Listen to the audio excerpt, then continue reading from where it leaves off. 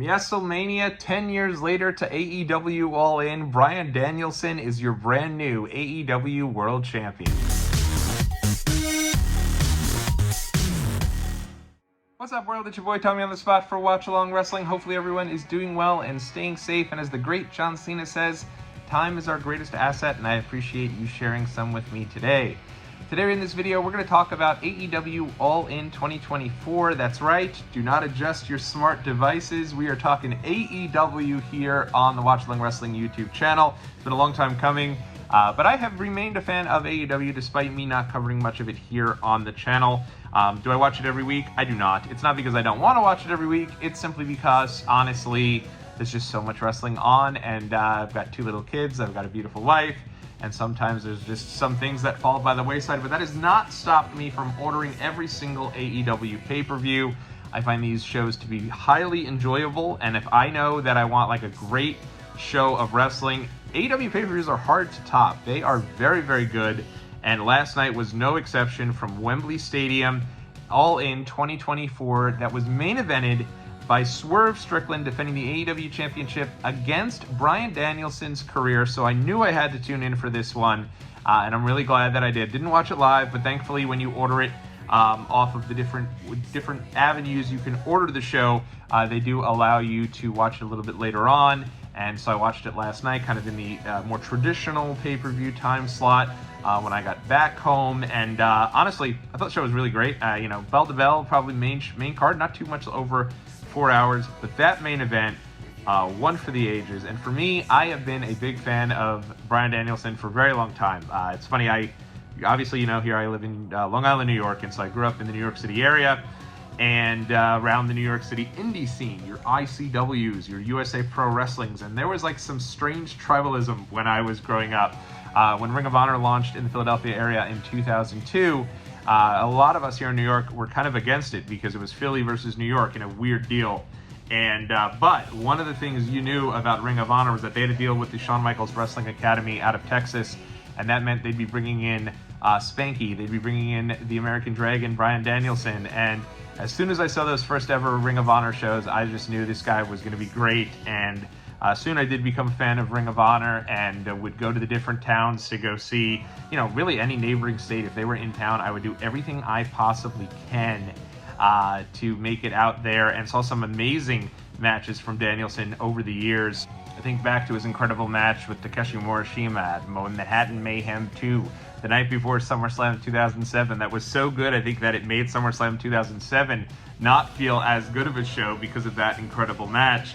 And then up and down his career, you know, I was excited. I was at his final Ring of Honor show where he and Nigel had their last matches before going off to WWE. And then obviously he gets to WWE and then quickly gets fired. And I remember going to go see him do a couple of indies after his WWE run and actually getting to meet him, and he posed for photos with people, hanging them by a tie. And so to be able to then circle back, see him wrestle John Cena live at SummerSlam 2013, after he was able to come back as a single, and then obviously be there for WrestleMania 30. For me, obviously, WrestleMania, him overcoming Evolution in one night to win the WWE Championship, ascend to the greatest moment, one of the greatest moments, I'd say, in WWE history. I went into last night thinking this was going to be it. You know, right now, I think Swerve Strickland is on the next level type of role with Prince Nana right now for AEW. I think he's had some just incredible matches and has just ascended to the levels of being a super top guy in the industry. And AEW has not really flipped the title that often. Obviously, Swerve hasn't had a really long reign yet. He seems to have a ton of momentum behind him. But part of me was starting to hope that, all right, maybe Bryan's got a little more left in the tank. He's made it very clear he's retiring at some point. And I thought maybe this was going to be an opportunity for him to at least win the title and maybe go on and face someone like an Okada in 2 weeks at All Out. Maybe then he calls it a career. So I was excited for it. And what an atmosphere. What an incredible match. You know, you could just feel the emotion there. There's nothing quite like a big match from Bryan Danielson in a main event. A couple of the ones I just mentioned, but there are just countless others. And I thought this match was so well done. If you have not seen this, please go out of your way to check it out. You're really doing yourself a disservice. The emotional moment where he eventually beats Swerve Strickland. And one of the great things about Bryan Danielson, I will say, is that he has lost so many big moments and so many big opportunities. You think about all these great matches from his career, many of them he lost, right? I mean, even that John Cena match at SummerSlam 2013, Randy Orton cashes in right afterwards and takes the title. So I really didn't do it. Got me completely off guard to see him win, but then to do it, and it's interesting. There's this debate going online. What moment is better, WrestleMania 30 or is it last night at All In? And I can see both sides of this argument, as crazy as that seems. And I wasn't at All In, I was at WrestleMania 30. For me, one of my favorite live moments of all time is WrestleMania 30, but I get the argument from both sides. To one extent, you have the guy defying the odds, something we all love about wrestling, right? The ultimate underdog story, finally getting his moment, finally getting his chance. Somebody you followed for years on the independents, now getting this recognition on the grandest stage of them all, WrestleMania. You know, he had finally reached that level in WWE where he's considered one of, if not the top guy in the industry, and then he gets injured, and it's all taken away from him. And so you followed that story. You saw him have to go away, you know, not on his own terms, and do whatever it took, because he truly believed he was healthy enough to continue to do this. And for years, you'd see him as SmackDown general manager, you'd see him on Total Bellas, and you'd see him really struggling with this idea of being able to, you know, not be able to wrestle again. And that was something that was really hard for him, and you could see it be really hard for him, right? And then eventually, he fights back. Years after trying to do this, he eventually does get cleared to return to the ring, has another couple solid years in WWE, another WrestleMania main event, and then goes on to AEW. And you could tell when he goes on to AEW, he really believes in it. You know, whether or not whether you love AEW, whether you're indifferent towards AEW, whether you don't like it at all, Daniel Bryan loves AEW. You could tell this is like a perfect promotion for him and what he believes wrestling should be. And now here he is. Not only is he able to go out on his own terms, be able to have a main event match against one of the best wrestlers in the world in Wembley Stadium with his family sitting right there. So when he gets this moment and he gets this win, he immediately starts to cry. He blows a kiss to his kids, blows a kiss to his wife, and then is able to then take a moment that's all about him and really reaching the pinnacle once again in his profession and make it all about his family and all about his kids to have that moment with him. Two incredible moments. I don't know that you can compare. I just know it was awesome. And when wrestling can allow you to be emotional and can allow you to truly believe in something, it is when it's at its best. And again, just an incredible main event. And I am very much, one of the big things I say with these AEW shows, I watch them all. I pay the $49.99, something I never thought I'd ever do for a pay-per-view again after the WWE Network. And I enjoy the shows quite a bit. And then when I'm done, I kind of have my fill. To be honest, there really isn't much after AEW pay-per-views that has me typically ready to go back and watch for a long time. There was times, certainly, you know, the night Adam Cole and Daniel Bryan debut for AEW, it was like, damn, believe me, I was seated for AEW Dynamite that week. After CM Punk debuted, I watched for several months and was very heavily invested in AEW. Now, we're probably at a point where I watch the pay-per-views, they're great shows, and then I'm good. But this week I'll be seated. I'll be ready for AEW Dynamite. I'm planning to watch, you know, both episodes and then AEW All Out. I think should be a great show. I'm very excited to see this arc of where we go here with Daniel Bryan. How long does this miracle run last? And it's pretty cool that he is now the world champion for AEW. I'm very excited to see where this goes from there.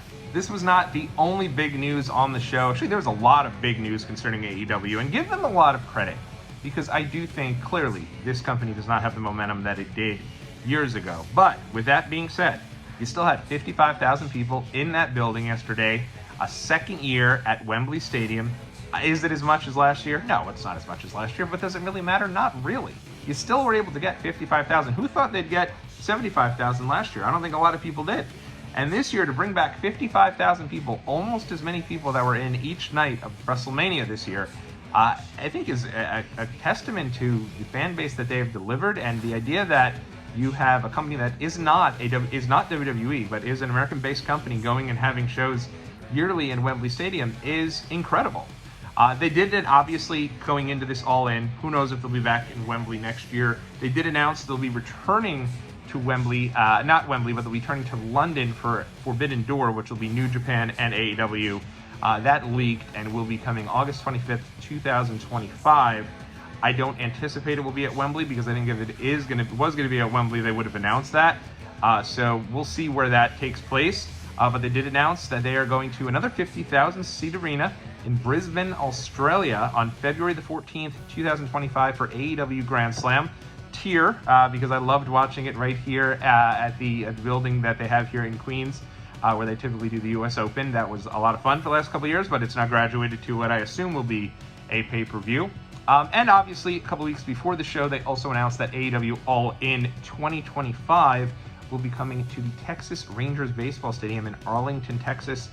So a baseball stadium here in the U.S., and obviously that has 40,000, 50,000 seat capacity. So it'll be interesting to see how that does. But give AEW credit, they're not shying away from the big buildings. They're continuing to do this. And I think after last night's show, they've got a considerable amount of momentum coming out of this. They also announced Swerve Strickland has re-signed with the company. Obviously huge news. I think he's really reinvented his entire career by going to AEW, and they clearly have always seen him as a top guy, something that for whatever reason WWE didn't. I think for sure WWE dropped the ball there. He's fantastic. He's great. He's an awesome promo. He's got an aura about him. He has great in-ring matches. I love, obviously, from a New York indie guy who used to see Prince Nana every month, I love that Nana's gotten an opportunity to work with him. And I think the entire act is just great, and I'm really excited to see what the future holds for him in AEW. So really good news coming out there. So in all honesty, that was not it, though. There was a lot more to get into about the show. I'm not going to get into the ins and outs, but I'll hit on a couple of the big matches and pieces. We should probably start with a brutal match between Jack Perry and Darby Allin. Thought the match was very good. Jack Perry retains his title, and at the end of the match, they decide to lay out Darby Allin. They're beating him up. They put him in the coffin. Looks like they're about to set the coffin on fire, and who should show up but Sting? So much for that retirement. But no, it actually was a great moment. It was cool to see Sting get that adulation from the AEW crowd. AEW has done a really good job in reinventing Sting a bit. You know, obviously only had tag matches during his run in AEW, but they did such a great job, in my opinion, of really Sting's kind of became an AEW guy. And so, you know, while a lot of folks there, you think about that incredible in-ring work, and Sting had solid matches while he was there, but I liked the way they utilized Sting, and it was nice to see him get his moment there at Wembley Stadium. Do I anticipate he has another match? I don't think so, but it certainly is possible that they run it back one more time here for All Out in a couple of weeks. I guess that does remain to be seen. Also on the show, they had an incredible entrance, one of the best entrances I've seen for the new Assassin's Creed that'll be coming out here in November. They partnered with AEW for the Will Ospreay entrance. Just really great stuff. Very nicely done. They put a lot of work into it, and it was cool to see Will Ospreay get such a moment there in London, and he had an incredible match with MJF and was able to regain his title. I didn't think it was quite as strong as their match that was on Dynamite, but there are a few matches this year that are, but still, very good match. And MJF, of course, nobody plays the smarmier heel better than him, comes out looking like Uncle Sam, Mr. USA, booed mercilessly by the UK crowd, who had a ton of pride, obviously, in being from the UK, all things UK, to the point that when Dr. Martha Hart came out with Tony Khan, she mentioned Canada and was booed, she mentioned the US and was booed, and then obviously brought it back when she mentioned the UK, but they were relentless. Didn't matter who you were. If you were going against the UK or even mentioning another country, you were going to get booed. So obviously MJF got the brunt of that during his match and played that role perfectly during his match with Will Ospreay. I think in ring that may have been, other than the main event, probably your strongest match on the card, but chock full of the moments was the Casino Battle Royal. Now obviously you know I am a Battle Royal mark. I've never met a Battle Royal that I haven't immediately fallen in love with. And I thought this was one of the better Battle Royals on the show. Casino Battle Royal, first and foremost, we start, there was an appearance from Zack Sabre Jr., so good to see him get a little bit of that adulation from the hometown crowd. Then there was an appearance and actually competed in the match, the aforementioned Nigel McGuinness, first in-ring appearance in quite some time, came out, got to take in this moment, and it was awesome. And for me, you know, again, growing up, Ring of Honor fan, seeing many great matches with Nigel and Daniel Bryan, Nigel and Tyler Black, now Seth Rollins, Nigel and tons of people. He was such a big part of that Ring of Honor mid-2000s.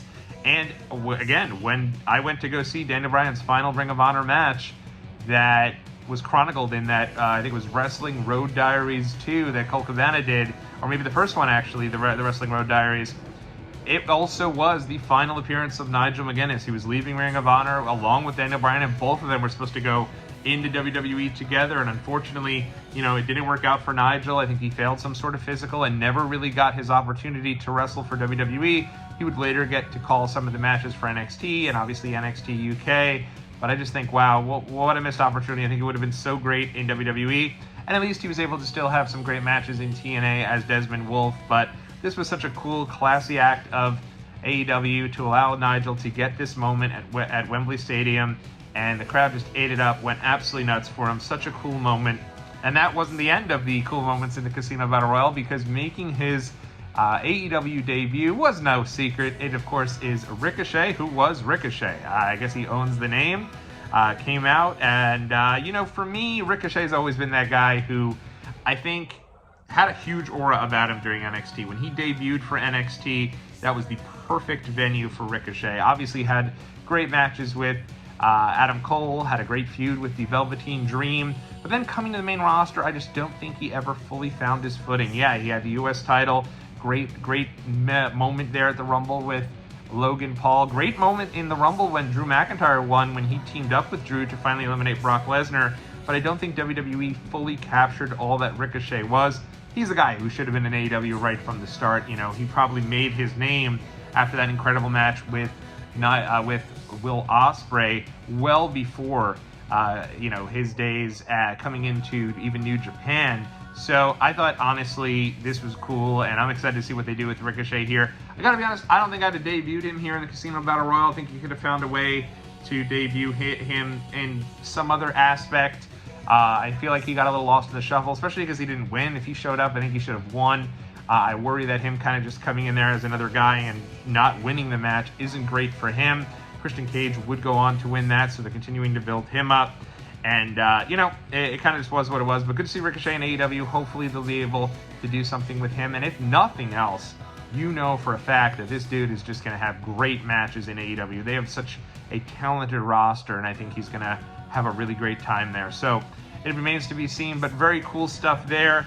And then probably another cool moment here. So Saraya, the former Paige, comes out, and she last year won the title in the match at Wembley in All In 2023. This year, not booked for the show. And I think if one thing we could agree on here is AEW's roster continues to be very much bloated. I can't necessarily say I blame them. You have a lot of really great talent that is under the AEW auspices. Even in the tag match, Young Bucks won and got the tag titles there, and they were interrupted by the Grizzled Young Vets.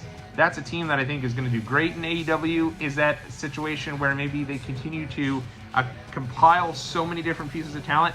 I guess, but at the end of the day, you're going for the best talent that's out there. So at the end of the day, here we are, All Out 2024. Saraya's not on the card. Okada wasn't booked for a singles match, which doesn't make much sense. And so, there were a couple of people I think that could have certainly had a better spot on the card. But I also can understand wanting to get as many people on this spot and on this show as you possibly can. And I think by not having a match, Saraya did have this promo here. Her entire family coming out. Had to be really cool for them to have this moment at Wembley. They came out. Saraya cut a great heel promo, really upset about not being on the card.